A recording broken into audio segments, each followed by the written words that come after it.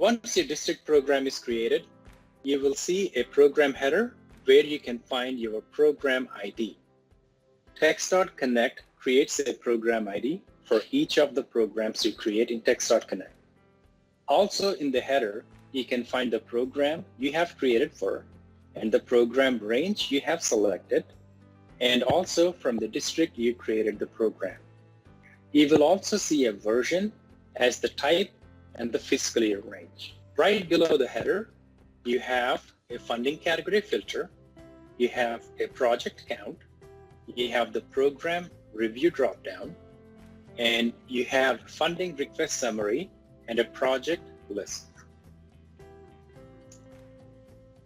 Now let's look at each of these sections one by one.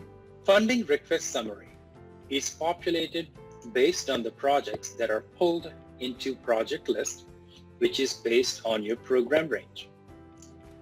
Under funding request summary, you now have the totals across all of the projects by category and by 10-year range under proposed amounts.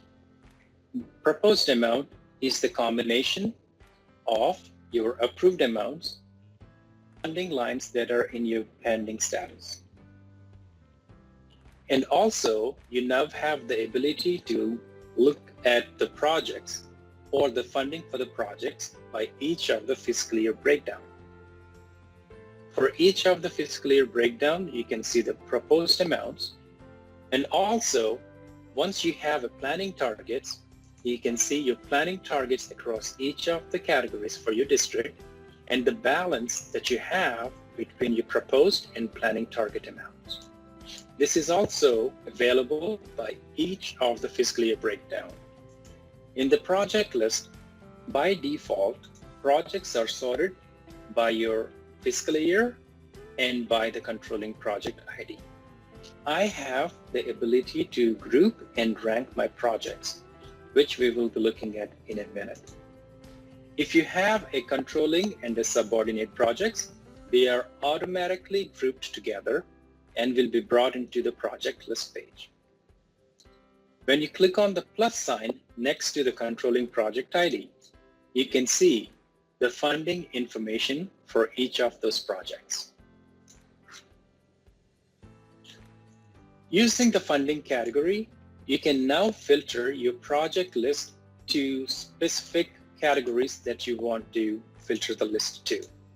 In this example, you can select up to 3 categories, and I'm choosing to select Category 2U, Category 4, and Category 12.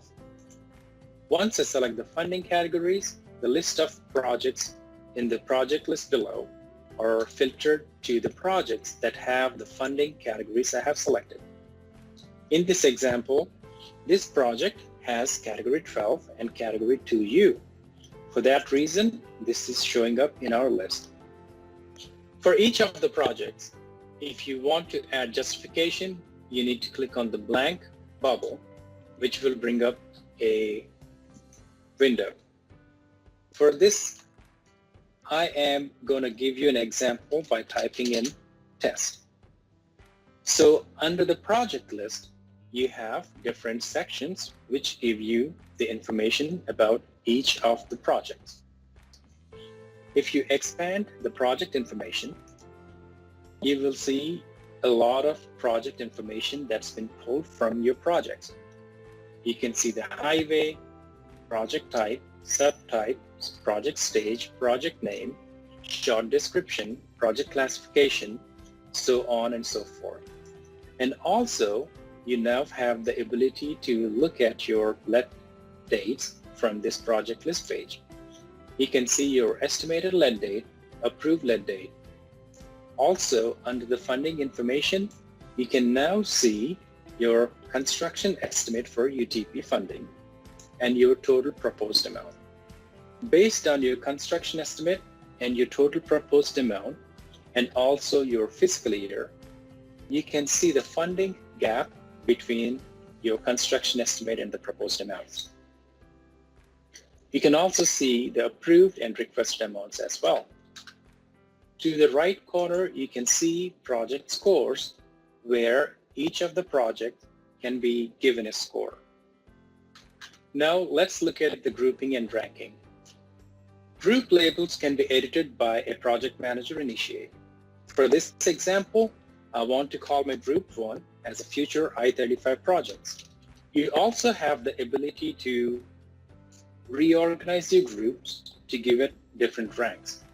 In this example, I want to give my group 2 a rank of 1. To do that, I need to drag this group by clicking on the ellipsis next to the group and drag it to the top. You can also move projects within the groups.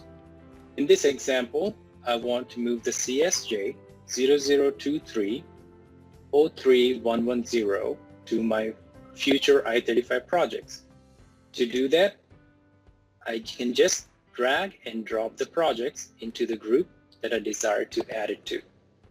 So once I drag my project into a group, it now inherits the rank of that group. You can also remove a project from a group. In this example, since I have added 0028 3110, I can move it to its own group or drag that project into a different group to give it a different rank.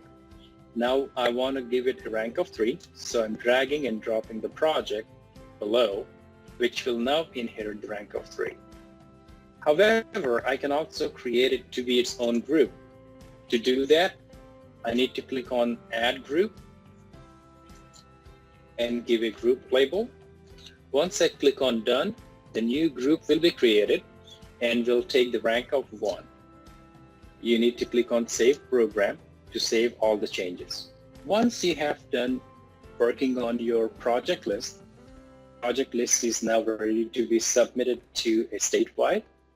As a project manager initiate, you have the option to select statewide from the program review. By clicking on Save, you'll be asked for a confirmation. Once you confirm that you want to send this list to statewide, you need to click OK. This page now becomes read-only for you as a project manager initiate, and the list is now submitted to statewide.